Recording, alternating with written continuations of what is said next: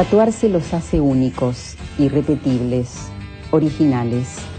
Tatuajes que a su vez perduran en el tiempo, acompañan, no se escurren ni pueden ser robados. Beatriz, ¿qué expresan a través del cuerpo, especialmente los niños y los adolescentes? Bueno, en realidad el cuerpo expresa muchas veces aquello que no se puede expresar con palabras.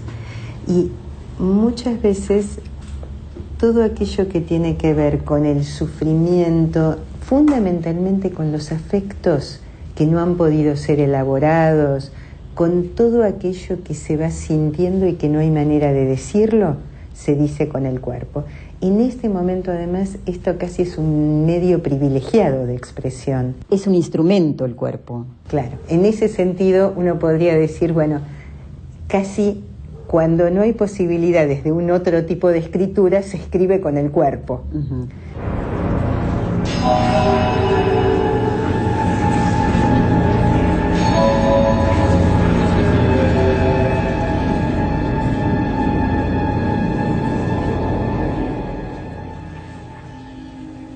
Y a veces se escriben con el cuerpo manchas. ¿Qué más? Claro, se pueden escribir con el cuerpo manchas, lesiones en la piel. A veces se escriben con el cuerpo patologías del tipo de las úlceras. Hay chicos en este momento, por ejemplo, hay úlceras en niños pequeños en este momento, cosa que en otra época no había.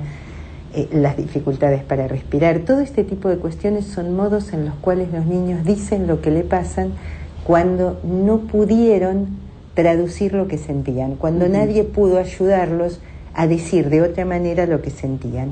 En los adolescentes y en los jóvenes esto suele aparecer de diferentes maneras también. Puede aparecer tanto a través de los cortes, las escoriaciones, los piercings, los agujeros hechos en el cuerpo, como el cuerpo que se lastima.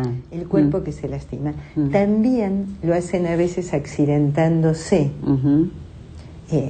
En los niños pequeños uno lo ve esto, como que se chocan contra las paredes, y en los adolescentes que, bueno, se chocan de otras maneras, digamos, muchas veces bailando hasta que terminan lastimados, chocándose entre ellos. Claro, el cuerpo se expone mucho y se exhibe. Exactamente, exactamente. Por eso también, pensando este tema de la exhibición, es diferente cuando cobra algo de un sentido. Por ejemplo, a veces el tatuaje puede decir algo. Puede estar como contando una historia, como aquel que se escribe el nombre de alguien. O de los hijos, sí. Claro. Además, en los adolescentes esto pasa mucho porque no tienen la idea de que después por ahí no quieran tener ese nombre en su piel, sino que les parece que todo es para siempre.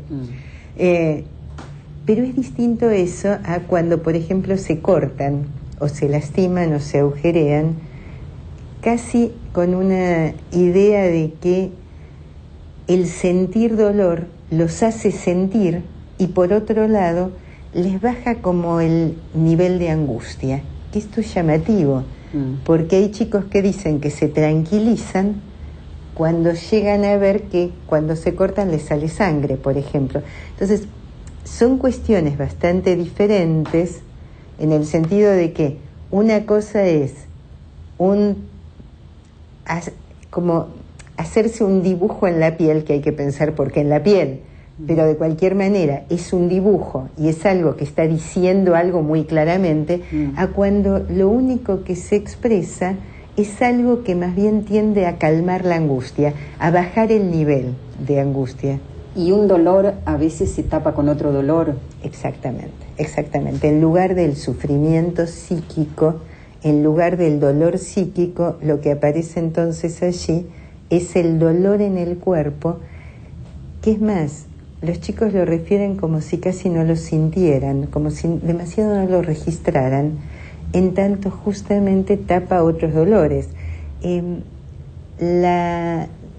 Hay una dificultad, me parece, en esta época en la cual, por un lado, el cuerpo se expone muchísimo, pero por otro lado no hay demasiado espacio socialmente, inclusive para la manifestación de sufrimiento.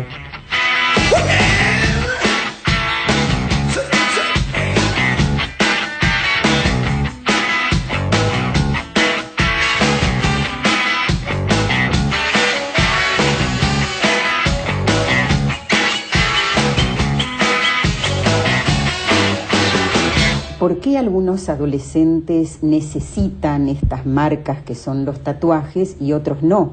Quizás yo hablaba como que son diferentes escrituras y todos sabemos que una de las maneras de transitar la adolescencia es escribiendo.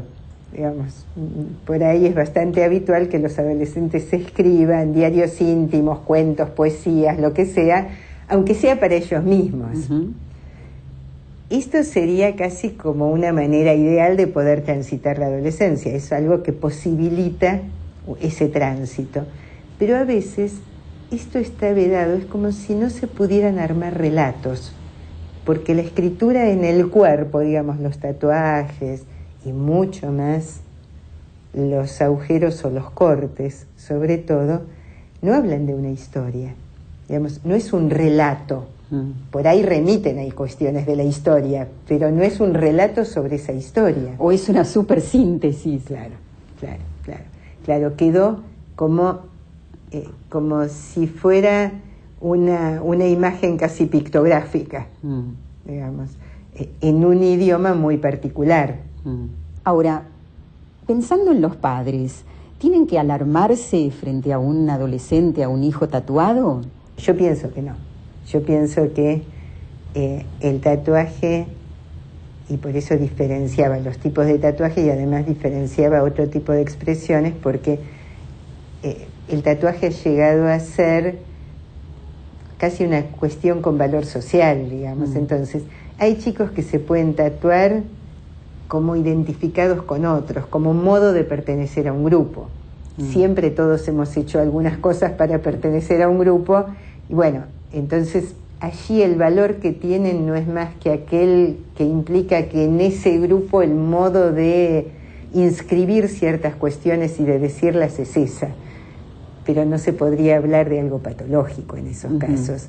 Me parece que es distinto cuando el tatuaje está armado como mucho más ligado al sufrimiento, y cuando a veces implica como intentar recuperar algo que se siente que se perdió para siempre, que allí habría que estar un poco más alerta.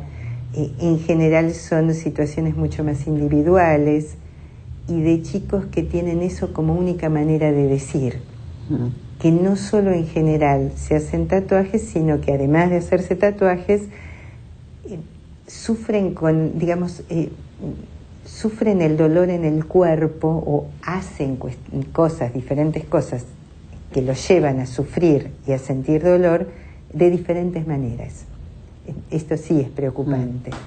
En todo caso, por eso me preocupa mucho más los chicos que se flagelan el cuerpo de diferentes maneras, que aquellos que sienten que pertenecen a un grupo determinado por eso. Entonces, aquellos que están más o menos contenidos, que tienen algún proyecto, si además están tatuados, es simplemente un modo de transitar la adolescencia.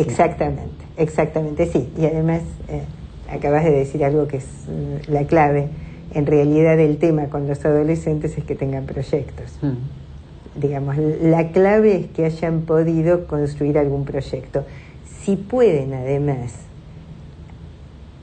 de algún modo como hacer un relato de su propia historia, digamos, y pueden hacer un proyecto, seguramente van a andar fantástico, aunque sea una época medio turbulenta. El problema es cuando están como frenados, ni pueden hacer demasiados relatos de su historia, ni pueden establecer proyectos. Y ahí sí, por eso el cuerpo queda como única vía. Que este es el problema. Es lo único que se tiene. Es lo único que se tiene, entonces pueden enfermarse o pueden hacer alguno de estos tipos de cosas que decíamos, o pueden accidentarse a repetición. Como si fuera el único modo de decir y lo que ellos suponen como único modo de que los otros escuchen.